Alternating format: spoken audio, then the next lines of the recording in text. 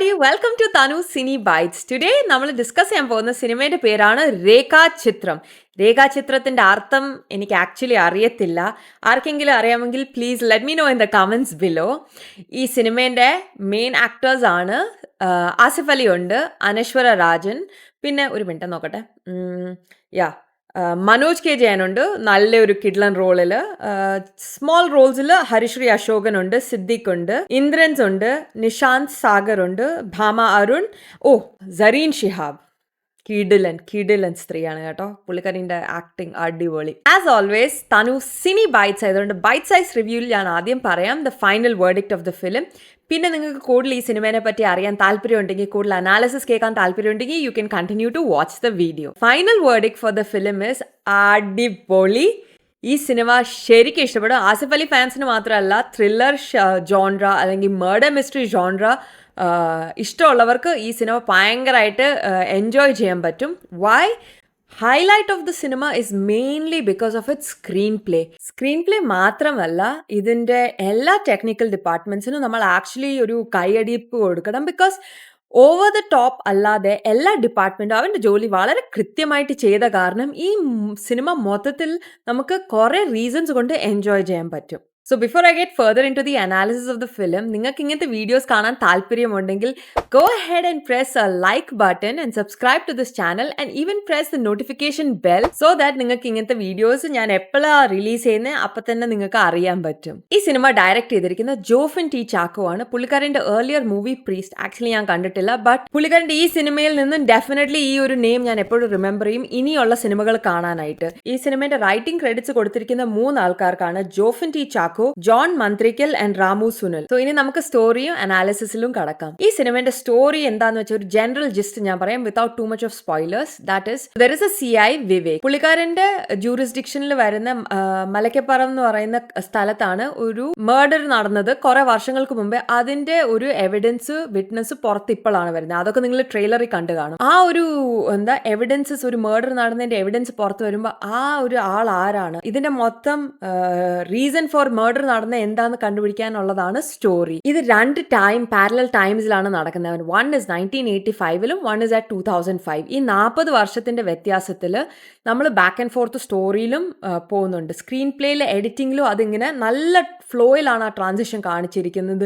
നമ്മളൊരു ടൈമിൽ നിന്ന് അടുത്ത ടൈം ലൈനിലോട്ട് മാറുമ്പോൾ നമുക്ക് എല്ലാവർക്കും വളരെ ഫാസിനേഷനും ഇൻട്രസ്റ്റും തോന്നുന്ന ഒരു മേഖലയാണ് സിനിമ എന്ന് പറയുന്നത്. So what the director and what the screen play has done is that ഇങ്ങനത്തെ ഒരു സിനാരിയോ എടുത്ത് from A cinema that happened in 1985, ആ ഒരു ടൈം ലൈനിൽ നടന്ന സിനിമേൻ്റെ മെയിൻ ക്യാരക്ടേഴ്സിനെ ഉപയോഗിക്കാതെ ഇൻഡയറക്ട്ലി അവൻ്റെ അറൗണ്ട് ഉള്ള സബ് പ്ലോട്ട് ക്യാരക്ടേഴ്സ് അല്ലെങ്കിൽ അവിടുത്തെ ജൂനിയർ ആർട്ടിസ്റ്റ്, അവിടുത്തെ ടെക്നിക്കൽ ഡിപ്പാർട്ട്മെൻറ്റിലെ നടന്മാർ അല്ലെങ്കിൽ ടെക്നിക്കൽ ഡിപ്പാർട്ട്മെൻറ്റ് മെമ്പേഴ്സ് ഉള്ളവർ, അവൻ്റെ അറൗണ്ട് ഒരു സ്റ്റോറിയാണ് നടക്കുന്നത്. ഒരു അൺനോൺ സ്റ്റോറി ലൈക്ക് എ ഒരു മർഡർ നടന്നു. അങ്ങനത്തെ ഒരു അൺനോൺ സ്റ്റോറീനെ ഒരു വളരെ വെൽ നോൺ സ്റ്റോറീൻ്റെ അറൗണ്ടായിട്ട് ലിങ്ക് ചെയ്തിരിക്കുകയാണ്. ഇതാണ് ഈ സ്ക്രീൻ പ്ലേൻ്റെ ഹൈലൈറ്റ്. അതുമാത്രമല്ല, നമുക്ക് ഇപ്പോൾ ഒരു സിനിമാ മേഖല ആയതുകൊണ്ട് അവിടെ നടന്ന കുറേ ബാക്ക് സ്റ്റോറീസ് അല്ലെങ്കിൽ ഈ ഒരു ഷൂട്ടിങ്ങിൻ്റെ ഇടയ്ക്ക് നടന്ന കുറേ സ്റ്റോറീസ് കാണും. ലൈക്ക് ഡയറക്ടറിന് ഇങ്ങനെ പറ്റി, ഡയറക്ടർ ഇങ്ങനെയാണ് വിഷൻ ചെയ്തത്, അല്ലെങ്കിൽ ഇങ്ങനെയാണ് ജൂനിയർ ആർട്ടിസ്റ്റുമാരെ കൊണ്ടുവന്നത്, അന്ന് അവിടെ ഷൂട്ട് നടന്ന സമയത്ത് ഇങ്ങനെയൊക്കെ പ്രശ്നങ്ങൾ നടന്നു, മഴ പെയ്തായിരുന്നു, അതുകൊണ്ട് ഷൂട്ട് മാറ്റേണ്ടി വന്നു. അങ്ങനെ കുറേ കാര്യങ്ങൾ നടന്നു കാണും. ബിക്കോസ് ഇതൊരു റിയൽ ഇൻസിഡൻറ്റ് ആയതുകൊണ്ട് അതിൻ്റെ അറൗണ്ട് നടന്ന ഈ സർക്കംസ്റ്റാൻസസ് നമ്മൾ വിചാരിക്കും ഇത് റിയലി നടന്നയാണോ ഇല്ലയോ. അപ്പോൾ ലൈക്ക് നമുക്കറിയാം ഈ മർഡർ ഓഫ് കോഴ്സ് ഒരു ഫിക്ഷൻ ആണെന്ന്, പക്ഷേ since it's part linked to something that is actually happened, ഒരു ഹിസ്റ്ററി പോലെ നടന്ന ഒരു കാര്യം ആയതുകൊണ്ട് നമ്മൾ അതിൻ്റെ എല്ലാം കാര്യങ്ങളും ഇത് ശരിക്കും ഇങ്ങനെ നടന്നതായിരിക്കുമോ, അല്ലെങ്കിൽ അന്ന് അങ്ങനെ ഒരു ജൂനിയർ ആർട്ടിസ്റ്റ് മിസ്സിങ് ആയപ്പോൾ അവിടുത്തെ അസിസ്റ്റൻറ്റ് അല്ലെങ്കിൽ AD ആയ കമൽ സാറിന് കുറേ വഴക്ക് കിട്ടി കാണുമല്ലേ ഡയറക്ടറിൻ്റെ ആയിന്ന്, അല്ലെങ്കിൽ ജൂനിയർ ആർട്ടിസ്റ്റ് ഇങ്ങനെയാണോ കൊണ്ടുവരുന്നത്, അത് ഈ ഒരു ഫ്ലോയിൽ കിട്ടാനായിട്ട് ഇങ്ങനെയാണ് നടന്നത്, അല്ലെങ്കിൽ അന്ന് സിനിമ ഷൂട്ട് ചെയ്ത സമയത്ത്, പാട്ട് ഷൂട്ട് ചെയ്യുന്ന സമയത്ത് ഇങ്ങനെ മഴ നടന്ന കാരണം അവർ ഷൂട്ടെല്ലാം ഔട്ട്ഡോറിൽ നിന്ന് ഇൻഡോർ ആക്കി. അങ്ങനെ കുറേ കാര്യങ്ങൾ ചിലപ്പോൾ നടന്ന കാര്യങ്ങളായിരിക്കും, നമ്മൾ അതിനെ ചിന്തിക്കും. അപ്പോൾ മേ ബി റിയൽ ലൈഫ് സർക്കംസ്റ്റാൻസസിനെ റിയൽ ലൈഫ് സർക്കംസ്റ്റാൻസസിൽ ഈ fictional threads of the story, murder സ്റ്റോറീനെ നല്ല ബ്യൂട്ടിഫുള്ളി ആണ് ഇവർ വീവ് ചെയ്ത് വെച്ചിരിക്കുന്നത്. വളരെ സീംലെസ്ലി ആണ് ഈ സ്റ്റോറീസിനെ ഇൻറ്റഗ്രേറ്റ് ചെയ്തിരിക്കുന്നത് between the parallel stories. Okay, acting എല്ലാവരും ഉഗ്രനായിട്ട് ചെയ്ത്. എനിക്ക് ആസിഫ് അലിന്റെ സിനിമകൾ ഇപ്പോൾ കാണാൻ കൂടുതൽ താല്പര്യമാണ്. ബിക്കോസ് പുള്ളിക്കാരൻ ഓരോ സിനിമയിലും വെച്ചെച്ച് കയറി നല്ല അടിപൊളിയായിട്ട് അഭിനയിക്കുവാണ്. ആൻഡ് പുള്ളിക്കാരൻ്റെ സ്ക്രീൻ പ്രസൻസ് ആണെങ്കിലും പുള്ളിക്കാരൻ്റെ സ്ക്രിപ്റ്റ് സെലക്ഷനിലാണെങ്കിലും എല്ലാം കൊണ്ടും ഇപ്പോൾ എനിക്ക് ആസിഫ് അലീൻ്റെ സിനിമ കാണാൻ വളരെ താല്പര്യമുണ്ട്. ബിക്കോസ് ഐ എം ലൈക്ക്, പുള്ളിക്കാരൻ്റെ സിനിമയാണെങ്കിൽ ഇറ്റ് മസ്റ്റ് ബി ഗുഡ് എന്നൊരു ക്രെഡിബിലിറ്റി ആസിഫ് അലിക്ക് കൂടുതൽ വരാൻ തുടങ്ങി എന്നെനിക്ക് ഫീൽ ചെയ്യുന്നു. പേഴ്സണലി ഞാൻ പണ്ട് കൂടുതൽ പുള്ളിക്കാരൻ്റെ സിനിമകൾ കാണത്തില്ലായിരുന്നു. ഇപ്പം ഞാൻ ഓരോ സിനിമ കാണുമ്പോൾ I am so impressed with his movie selections that next what is Asif Ali's movie I will be like, എനിക്ക് കാണാൻ താല്പര്യമുണ്ട്. ഇപ്പം ഒരു ഡയലോഗുണ്ട്, ഒരു ഡയറക്ടർ പറയുന്ന, ആ കുട്ടിക്ക് വളരെ സ്ട്രൈക്കിംഗ് ഫീച്ചേഴ്സ് ഉള്ള എക്സ്പ്രസീവ് ഫേസ് ഉള്ള ഒരു നടിയാണെന്ന്. അപ്പോൾ ഐ വാസ് ലൈക്ക്, അത് സത്യമാണ്. ബിക്കോസ് അനശ്വര രാജന് ശരിക്കും ഒരു സ്ട്രൈക്കിംഗ് ഫേസും എക്സ്പ്രസീവ് ഫേസും ആണുള്ളത്, ആ ഫീച്ചേഴ്സ് ഉള്ള കാരണം.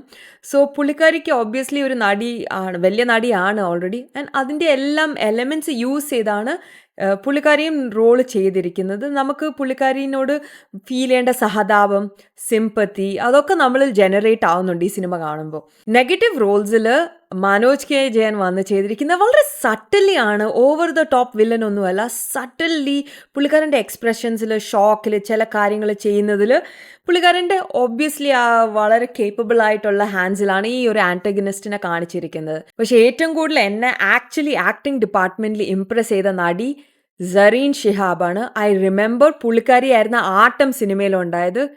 ഒരു രക്ഷയില്ല കേട്ടോ. ഈ നടിക്ക് കൂടുതൽ സിനിമകൾ കൊടുക്കൂ. ബിക്കോസ് പുള്ളിക്കാരി എന്ത് പവർ ഹൗസ് ടാലൻറ്റഡ് നടിയാണ്. പുള്ളിക്കാരിൻ്റെ എക്സ്പ്രഷൻസും ഇങ്ങനെ കണ്ണ് ഇങ്ങനെ മാറ്റിയുള്ള ലുക്കും, പുള്ളിക്കാരിൻ്റെ ഐബ്രോ റേസിങ്ങും, പിന്നെ ജസ്റ്റ് ലിപ്സിൻ്റെ ഒരു കോർണറിൽ ഒരു ട്വിച്ചൊക്കെ കേട്ടോ, അത് വളരെ എന്ത് എക്സ്പ്രസീവ് ആയിട്ടാണ് പുള്ളിക്കാരി കാണിക്കുന്നത്. She is the surprise package in the acting department. Okay, പിന്നെ ഞാൻ കുറച്ച് ടെക്നിക്കൽ ഡിപ്പാർട്ട്മെന്റ്സിൽ കൂടെ പോവാണ്. Music by Mujeeb Majeed. Okay, Kishkindha Kaandam level music അല്ലെങ്കിലും music was very good, very apt. ആ ഒരു ടോണിന് പെർഫെക്റ്റ് ആയിട്ട് പോയായിരുന്നു. Then when it comes to film editing, production design, costume department, makeup department, sound effects, production management, camera electrical department, okay, actually really ഞാൻ പറയുന്ന പോലെ technical department എല്ലാവരും അവൻ്റെ ജോലി എന്ത് നന്നായിട്ടാണ് ചെയ്തത്. ബിക്കോസ് എല്ലാ എലമെൻറ്റും കൂടെ ഈ സിനിമേനെ ഉഗ്രനാക്കി. I give you an example. Because 2 time ലൈനിലാണല്ലോ സിനിമ നടക്കുന്നത്, 1985 2025. അപ്പോൾ 1985 ക്യാരക്ടേഴ്സിൻ്റെ ഹെയർ സ്റ്റൈൽ, മേക്കപ്പ്, കോസ്റ്റ്യൂം, അവിടുത്തെ സെറ്റ് ഡിസൈൻ, ആ ഒരു ഫിലിം ലൊക്കാലിറ്റിയും കോൺവെൻറ്റ് ലൊക്കാലിറ്റിയിലും ലൊക്കേഷനിലും ഉള്ള സറൗണ്ടിങ്, ആ ഒരു filter, grain tone of the filter in the cinematography, it is so apt for 1985. അതുപോലെ തന്നെ 2025 ഫീൽസ് ലൈക്ക് നമ്മുടെ ഈ ടൈം. അതുകൊണ്ട് എന്താ, ആസ് എ വ്യൂവർ നമുക്ക് ഈ ഒരു ടൈം ലൈനിൽ നിന്ന് 1985 തിരിച്ചു പോകുമ്പോഴും 2025 പോകുമ്പോഴും നമുക്ക് ആ ഡിഫറൻസ് വളരെ ക്ലിയർ ആണ്, വളരെ എവിഡൻ്റ് ആണ്, ആൻഡ് വളരെ ഒത്തൻറ്റിക് ആയിട്ട് ഫീൽ ചെയ്യുന്നുണ്ട് ആ ടൈം ലൈനിന്. Another highlight I want to talk about is casting. I don't know ഈ സിനിമയ്ക്ക് കാസ്റ്റിംഗ് ഡയറക്ടർ സെപ്പറേറ്റ് ഉണ്ടായിരുന്നോ അതോ ഫിലിം ഡയറക്ടറാണോ ഈ ആക്ടേഴ്സിനെ സെലക്ട് ചെയ്തത്. കുറേ ക്യാരക്ടേഴ്സിൻ്റെ യങ്ങർ ആൻഡ് ഓൾഡർ വേർഷൻസ് ഉണ്ട്. എന്തായാലും ഈ ആക്ടേഴ്സിനെ സെലക്ട് ചെയ്തിരിക്കുന്ന പെർഫെക്റ്റ് ആണ്. ബിക്കോസ് അവൻ്റെ ഫേഷ്യൽ ഫീച്ചേഴ്സ് യങ്ങും ഓൾഡും തമ്മിൽ ഇത്രയും സിമിലാരിറ്റീസ് ഉണ്ട് ദാറ്റ് വി ആർ ലൈക്ക്, ഇത് അയാളാണ്. Like I give you an example. സിദ്ദീഖിൻ്റെ older version role is done by Siddique, and then younger version role, even if it is like a 2-minute role, okay, ആ സിദ്ദിഖിൻ്റെ younger version ചെയ്ത ആൾ really സിദ്ദിഖിനെ പോലെയാണ് ലുക്കിൽ. അപ്പോൾ യോ ലൈക്ക് അത് സിദ്ദിഖിൻ്റെ റോളാണ്. അല്ലെങ്കിൽ I give you another example, Manoj K ജയൻ്റെ റോള്, മനോജ് കെ ജയൻ്റെ മകൻ്റെ റോളിലും ഉപയോഗിച്ച ആക്ടർ മനോജ് കെ ജയൻ്റെ ലുക്കാണ്. അപ്പോൾ ലൈക്ക് അത് മോനാണ്, അത് ദൂരെ നിന്ന് കാണുമ്പോൾ നമുക്ക് മനസ്സിലാവും. അതുപോലെ തന്നെ when you go back to the olden era, Manoj K ജയൻ്റെ യങ്ങർ വേർഷൻ അഭിനയിച്ച ആക്ടറിനും മനോജ് കെ ജയൻ്റെ ഫീച്ചേഴ്സ് ഉണ്ട്. അതുപോലെ തന്നെ സറീൻ ഷിഹാബിൻ്റെ ഓൾഡർ ആൻഡ് യങ്ങർ വേർഷൻ. ഈ ആക്ടേഴ്സിനെ സെലക്ട് ചെയ്തില്ലേ, ഈ ഒരു കാസ്റ്റിംഗ് ബ്രില്യൻ്റ് ആണ് കേട്ടോ. Because I don't know if they used a little bit of makeup also to ensure രണ്ട് ടൈം ലൈനിലെ ആക്ടേഴ്സിന് സിമിലാരിറ്റീസ് കാണാൻ. But even in the body language എല്ലാം കൊണ്ടും ആ ഒരു കൊഹസിവ്നെസ് ഉണ്ട് ടൈം ലൈൻസിൽ, വിച്ച് ഇസ് വൈ നമുക്ക് ഈ സിനിമ കാണുമ്പോൾ വളരെ സ്മൂത്ത് ആയിട്ടാണ് ബാക്ക് ആൻഡ് ഫോർത്ത് ട്രാൻസിഷൻ നടക്കുന്നതും. ആസ് എ വ്യൂവർ നമ്മൾ ഒട്ടും ബോറടിക്കത്തില്ല. Another great kudos to the director is ഇതിൻ്റെ time of the movie. Okay, 2 hours and 19 minutes നല്ല ക്രിസ്പാക്കിയാണ് ഈ സിനിമ ഉണ്ടാക്കിയിരിക്കുന്നത്. അതുകൊണ്ട് ഒരു സെക്കൻഡ് പോലും നമ്മൾ ബോർ ആവത്തില്ല. വളരെ ടു ദ പോയിന്റ് ഡയറക്റ്റ് ആയിട്ടാണ് കാര്യങ്ങൾ നടക്കുന്നത്. നമ്മൾ ആ സ്ക്രീൻ പ്ലേയിൽ ഈ ഡയറക്ടറിൻ്റെ വിഷനും ഒത്തൻറ്റിസിറ്റിയും നമുക്ക് ട്രസ്റ്റ് ചെയ്ത് തന്നെ ഈ സിനിമ മുന്നോട്ട് കാണാൻ നമുക്ക് ഭയങ്കര താല്പര്യം വരും. മൊത്തത്തിൽ നല്ല അടിപൊളി സിനിമയായിരുന്നു. എനിക്ക് തോന്നുന്നു മലയാളം ഇൻഡസ്ട്രിയിൽ എൻ്റെ favourite genre now it's becoming like murder mystery thrillers. And every time കഴിഞ്ഞ വർഷം തൊട്ട് തന്നെ മർഡർ മിസ്റ്ററി മൂവീസ് ഇങ്ങനെ നല്ല അടിപൊളി സിനിമകളാണ് ഇറങ്ങി വരുന്നത്. ആൻഡ് സ്ക്രീൻ പ്ലേ ആൻഡ് റൈറ്റിങ്ങിന് നമ്മുടെ ഇൻഡസ്ട്രി ഇത്രയും എംഫസിസ് കൊടുക്കുന്നതിൻ്റെ value is clearly seen as an audience. Because എല്ലാ തവണയും എനിക്ക് പോയി ഈ സിനിമ കാണാൻ വളരെ താല്പര്യം തോന്നുന്നുണ്ട്. എപ്പോഴും ഒരു മർഡർ മിസ്റ്ററി സിനിമ വരുമ്പോൾ I am so interested. Because നമുക്ക് ആ ഇൻട്രീഗും സസ്പെൻസും ഫീൽ ചെയ്യാൻ സിനിമ കാണുമ്പോൾ അതല്ലേ നമുക്കൊരു ഓഡിയൻസ് ആയിട്ട് നമുക്ക് വേണ്ടത്. അത് നമുക്ക് ഫുള്ളി സാറ്റിസ്ഫൈഡ് ആയിട്ട് നമുക്ക് ഫീൽ ചെയ്യും കേട്ടോ. തീർച്ചയായിട്ടും പോയി കാണണം. ഡെഫിനറ്റ്ലി എനിക്ക് ഭയങ്കരമായിട്ട് ഇഷ്ടപ്പെട്ടു. And 2025 so far is going great for the Malayalam industry. ഇങ്ങനെ തന്നെ സിനിമകൾ നല്ല നല്ല സിനിമകൾ വരട്ടെ എന്ന് ഞാൻ ആഗ്രഹിക്കുന്നു. അടുത്ത സിനിമയായിട്ട് ഞാൻ പിന്നെയും വരാം പെട്ടെന്ന് ഒരു വീഡിയോ ഉണ്ടാക്കിക്കൊണ്ട്. Till then take care. Ciao ചൗ.